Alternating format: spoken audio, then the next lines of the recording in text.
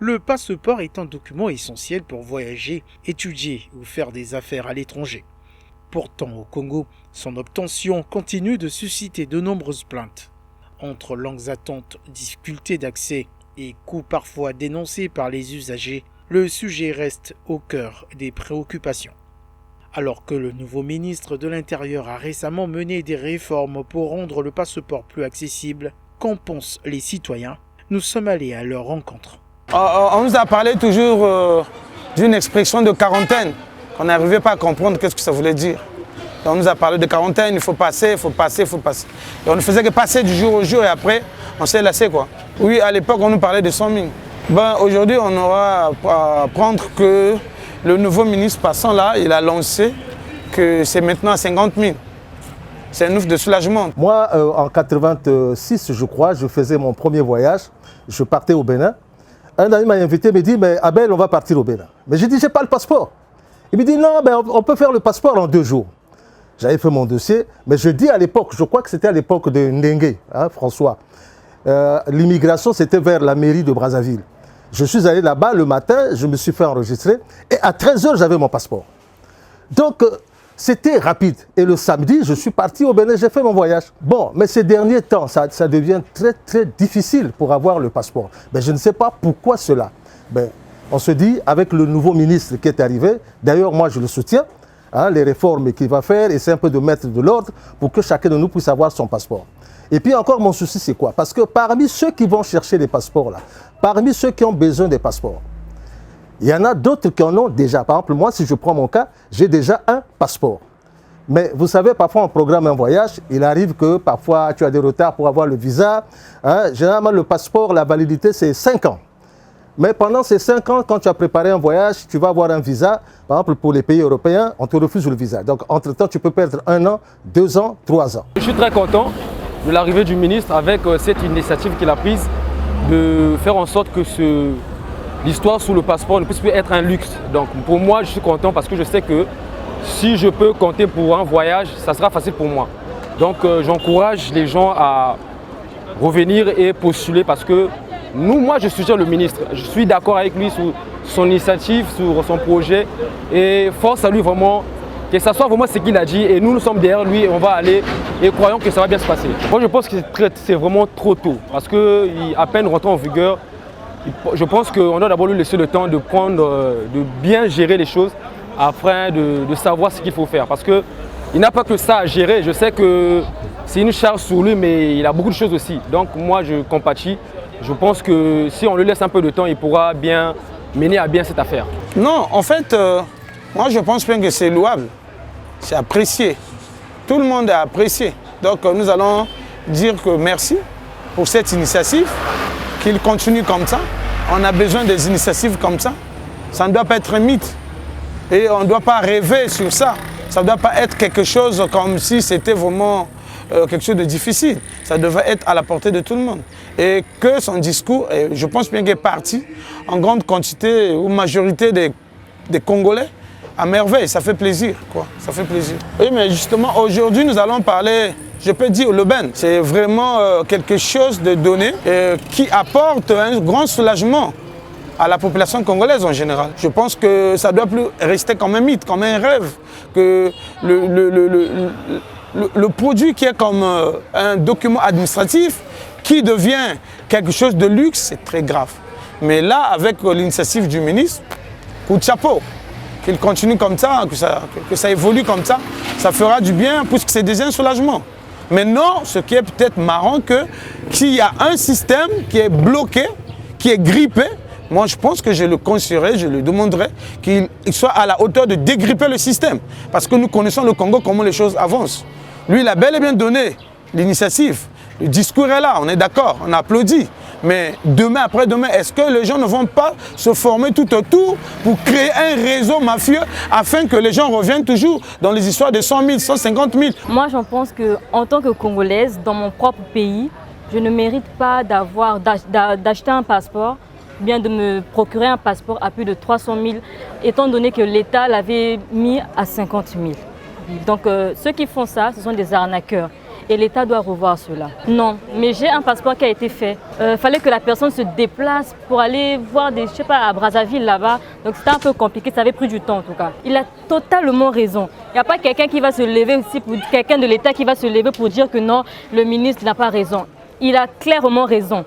Et les gens doivent prendre ça en compte. Ces gens-là qui arnaquent les gens là, on doit les arrêter. Le passeport, c'est le passeport. En fait, c'est une clé qui nous permet de sortir d'un pays et de rentrer dans un autre pays. Donc, chacun de nous, chaque citoyen a droit à avoir son passeport. Moi, par exemple, mon cas, la dernière fois que j'ai voyagé, je suis allé en Europe. Bon, mais sauf que maintenant, là, j'ai encore été invité pour repartir encore. Mais mon passeport expire dans 2 mois. Mais il y a encore des feuilles vierges dans mon passeport. Que dois-je faire? J'étais obligé d'aller me faire encore enrôler. Mais je me dis, à ce moment-là que je demande le passeport, là, je risque d'attendre encore pendant 5 ans. Donc, je ne partirai pas. C'est pour ça que moi, je propose l'une des solutions. À l'époque, c'est comme ça que ça se passait. Quand vous avez votre passeport et que vous avez encore un autre voyage à faire et que vous sentez que le passeport va vers son expiration, alors vous repartez au niveau du ministère de l'Intérieur. Prorogez le passeport. Parce que vous avez déjà votre passeport. Vous avez 4 feuillets, 5 feuillets qui restent. On ne peut pas jeter ce feuillet-là. Donc, on peut vous proroger le passeport. Et je pense que parmi ceux qui demandent les passeports, ceux qui ont fait la demande, il y a des gens qui ont déjà des passeports. Mais vous imaginez, il a son passeport. 1 an, il ne voyage pas. 2 ans, 3 ans, avec les difficultés, comme je l'ai dit tout à l'heure, comment on appelle ça, des visas, et puis des problèmes peuvent arriver. Parfois, si vous avez une conférence, on vous a invité quelque part. Bon, la conférence a été annulée. On vous dit, ben, c'est la semaine prochaine, et l'année prochaine. Voilà. Bon, maintenant, l'année prochaine, quand vous arrivez, votre passeport est expiré. Qu'est-ce qu'il faut faire? On repartait tout simplement au ministère de l'Intérieur, et puis on vous faisait une prorogation. Le facteur bloquant, c'est un système que je venais de dire qui est grippé. Donc, une organisation, je peux même dire mafieuse. Il n'y a pas encore de changement parce qu'il y a toujours des personnes qui trafiquent. Donc, on doit déjà anticiper. En tout cas, la procédure qu'il a entamée, c'est une très bonne procédure. Et moi, en tant que Congolaise, je l'encourage fortement dans ça. Pour plus de respect, je commence d'abord au nouveau ministre de l'Intérieur, bien sûr. Pour moi, j'espère que cela va se passer avec beaucoup de suivisme, je veux dire, parce que ce que j'ai remarqué, peut-être je vais un peu ajouter avec nous, c'est qu'on peut bien débuter, mais à un moment, c'est très très compliqué des fois. Et moi, je l'espère et je pense mieux que ça va aller et pour le peuple, d'essayer encore et encore. Et j'espère que cette fois-ci, ça sera beaucoup mieux, ça va se passer facilement qu'avant. Donc, parmi ceux qui sont des demandeurs de passeports, je crois qu'il y a des gens qui ont mon cas, qui ont des passeports chez eux. Par exemple, moi, je ne peux pas voyager tout simplement. Mon passeport va expirer au mois de septembre. Donc, si je voyage maintenant, il faudrait que je puisse avoir une marche au moins de 3 mois. Que ce passeport-là soit valablement une marche de 3 mois. Bon. Donc, je suis bloqué. C'est pour ça que je demande au ministère de l'Intérieur, d'abord chapeau pour le travail qu'il est en train de faire, parce que c'est ce que nous voulons. Mais en fait, qu'est-ce que veut le peuple? Parce qu'eux, ils sont là pour nous servir. Il y a un chef d'État quelque part qui disait « servir et non se servir ». Donc, il vient pour nous servir. Mais ceux qui sont là, la vieille équipe, ce n'est pas tout le monde, hein, parce qu'il y en a d'autres qui ont vraiment travaillé. Mais il y a certains qui étaient là juste pour se servir. Des gens autour qui font de ça un grand deal.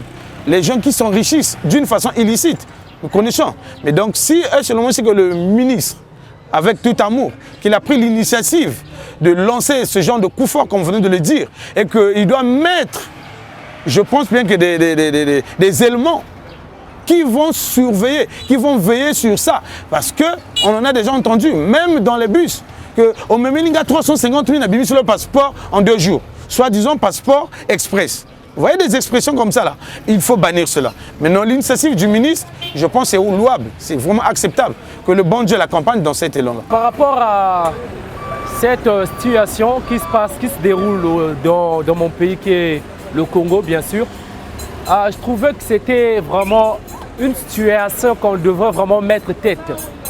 Parce que déjà le voyage, ça nous permet dans beaucoup de contextes, ça nous permet dans beaucoup de choses d'aller aussi, pas seulement voir d'autres paysages, d'aller pour nous, de la jeunesse, d'apprendre aussi certaines choses. Et cela permet aussi d'améliorer et de faire avancer notre pays. Mais parfois, nous aussi, les usagers, c'est-à-dire que nous qui voulons avoir le passeport, j'ai envie d'avoir mon passeport le plus tôt possible. Bon, ce n'est pas aussi parfois de la corruption. On se dit, ah mon frère, vraiment merci, tu m'as bien reçu, prends quelques billets, tu peux prendre ta bière. Malheureusement, ça s'est retourné contre nous-mêmes. Donc, au lieu de prendre 2000, ben, on va jusqu'à 50 000. Il y en a d'autres qui viennent 100 000. Et voilà, ils ont trouvé que ça devient un fonds de commerce. Mais sinon que le passeport est à 50 000 francs. Mais on se dit, c'est comme au marché. Quand tu achètes un morceau de macayabou, du poisson salé, on te met encore un petit cadeau. Ce n'est pas de la corruption. Mais sauf que maintenant, au niveau de ces agents, on commence à extrapoler, on commence à manipuler la population. Donc, si bien que le petit carton de passeport, ça devient un luxe. Donc à cela, moi je trouve c'est très bien que l'État pensé à ça aujourd'hui et ça me fait vraiment plaisir qu'ils ont pensé à cela, faciliter la tâche à ce peuple congolais. Je demande tout simplement au ministre actuel, je dis d'abord félicitations monsieur le ministre parce que nous avons déjà les échos qui arrivent et j'espère que ce travail-là aboutira. Ce n'est pas toujours facile parce qu'il y aura toujours des embûches un peu de gauche à droite, les gens sont déjà habitués à magouiller. Mais essayez un peu de revoir de l'autre côté pour ceux qui ont leur passeport. Par exemple, moi, mon cas, je devrais voyager, mais le passeport expire dans 3 mois. Qu'est-ce que je dois faire? Est-ce qu'il n'y a pas possibilité de reprendre encore le vieux système où on prorogeait les passeports? Ça devrait aider beaucoup les gens et je pense que ça va soulager au moins au niveau de l'administration territoire, ça va essayer un peu de désencombrer le ministère de l'Intérieur. Voilà mon point de vue que je donne, c'est juste un point de vue. Une demande de passeport, oui, mais je reviens au contexte dont vous avez pu parler. C'était très difficile et beaucoup de dépenses et tout. Maintenant là, pour moi, c'est comme une nouvelle motivation par rapport à ce qu'il a pu dire. Pour moi, c'est encore une motivation. C'est comme on le dit dans le business, il y a la loi de l'offre et de la demande. Si aujourd'hui, il y a les cartons et qu'on peut donner le passeport à tout le monde, je pense que ça va diminuer. Mais on crée une sorte de rareté. Et les gens, que ce soit les démarcheurs, que ce soit certains administrateurs, ben ce sont eux, comment on appelle ça, qui influencent un peu les gens pour dire, ils spéculent. Ils spéculent. En fait, le passeport, c'est 50 000 francs. Entre espoir et scepticisme, les citoyens interrogés attendent des résultats concrets. Une chose est sûre, pour de nombreux Congolais, l'obtention du passeport ne devrait plus être un privilège, mais un document administratif accessible à tous.